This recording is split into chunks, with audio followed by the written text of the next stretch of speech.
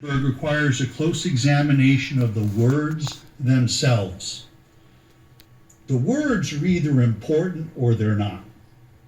The House managers admitted that the incitement issue is not about the words. Why not? Because on the face of it, Mr. Trump's words are no different than the figurative speech used by every one of the senators assembled here today. If it is not about the words, but about the big lie of a stolen election, then why isn't House Manager Raskin guilty since he tried to overturn the 2016 election? The more the House managers speak, the more hypocrisy gets revealed. Hypocrisy. Even though they say it's not about the words, the law under Brandenburg requires a close analysis of the words to determine incitement. So we need to look at those words. Mr. Trump did the opposite of advocating for lawless action. The opposite. He expressly advocated for peaceful action at the Save America rally. He explicitly stated, these are the words, "I know that everyone here will soon be marching over to the Capitol building to peacefully and patriotically make your voices heard." To peacefully and patriotically make your voices heard. That is how this president has spoken for years when he condemns violence, lawlessness, and rioters. The House managers have played manipulated, selectively edited parts of Mr. Trump's speech. They focus heavily on the word fight. The president used the word fight 20 times in his speech. They picked only 2. Why? Why not the other 18?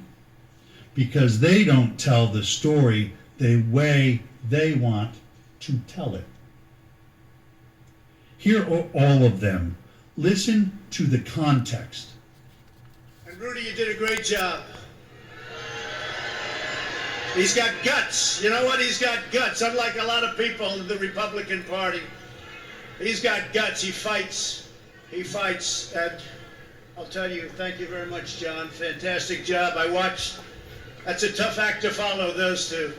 There's so many weak Republicans, and we have great ones. Jim Jordan and some of these guys, they're out there fighting. The House guys are fighting. But it's incredible. Many of the Republicans, I helped them get in. I helped them get elected. Get rid of, how do you say, I want to get rid of America first? Even if you're going to do it, don't talk about it, right? Unbelievable what we have to go through. What we have to go through, and you have to get your people to fight.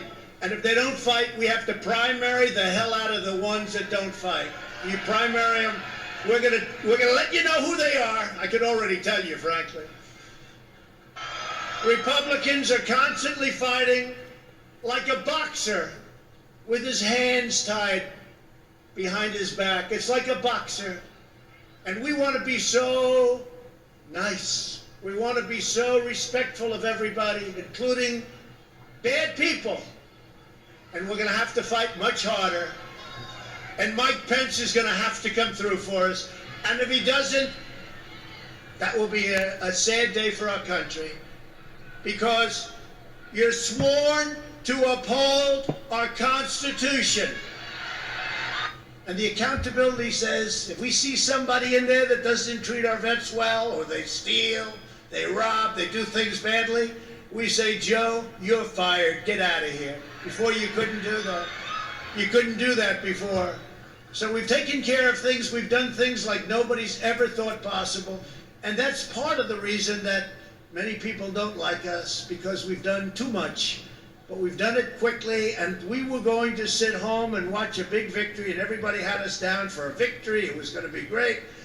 And now we're out here fighting. I said to somebody I was going to take a few days and relax after our big electoral victory.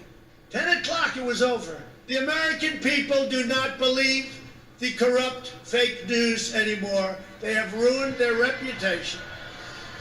But you know, it used to be that they'd argue with me, I'd fight. So I'd fight, they'd fight, I'd fight, they'd fight, pop, you'd believe me, you'd believe them, somebody comes out, you know, they had their point of view, I had my point of view, but you'd have an argument. Now what they do is they go silent.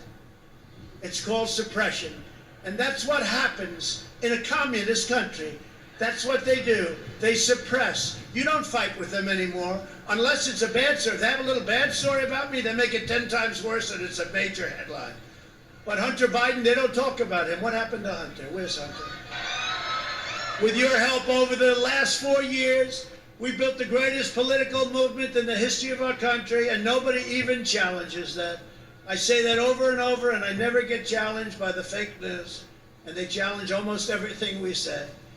But our fight against the big donors, big media, big tech, and others is just getting started. This is the greatest in history. There's never been a movement like that. Our brightest days are before us. Our greatest achievements still wait. I think one of our great achievements will be election security, because nobody until I came along had any idea how corrupt our elections were. And again, most people would stand there at 9 o'clock in the evening and say, I want to thank you very much. And they go off to some other life. But I said, something's wrong here. Something's really wrong. Can't have happened. And we fight. We fight like hell. And if you don't fight like hell, you're not going to have a country anymore. Our exciting adventures and boldest endeavors have not yet begun. My fellow Americans, for our movement, for our children, and for our beloved country. And I say this, despite all that's happened, the best is yet to come.